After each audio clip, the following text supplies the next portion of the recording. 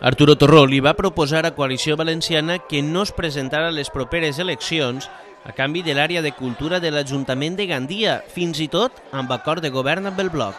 I tu creus que el Bloc, en un pacte amb tu, mos deixaria a nosaltres la casa de la Marquesa per fer cultura i defensa de la identitat? I me digué, pues si s'oposen, ja està, si s'oposen, vos donaré la Fundació Jaume I, que és quan a mi quasi se me cau la mandíbula i li dic, tu, però si això és de la Fundació Jaime I i el casal Jaime I és del Bloc, pues el Teatro Serrano, i tu, el Teatro Serrano, per què vull jo el Teatro Serrano?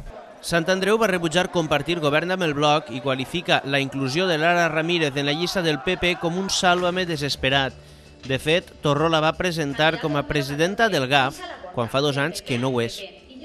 Luego el señor Torró, que además que em va demostrar que no tenía la més mínima sensibilitat valencianista, jo diria ni la més mínima sensibilitat cultural. A mi me dona la impressió de que m'havien convidat a un programa de Sálvame i que el señor Torró era el Jorge Javier Vázquez que volia de alguna manera comprar una exclusiva. Pues pareix ser que trobar alguna Belén Esteban, li pagar un bon sou per a que fera el numerito al l'endemà i el PP va significar el seu sálvame particular, el seu sálvame político, sálvame, por favor, Lara, sálvame, Toni Canet, perquè tinc que traure l'alcaldia com siga. A la fi, Coalició Valenciana es presentarà en solitari perquè han trencat palletes amb els antics aliats. Sant Andreu afirma que Coalició Valenciana va absorbir Gival fa 4 anys i usarà la marca del partit de Rosa Fuster.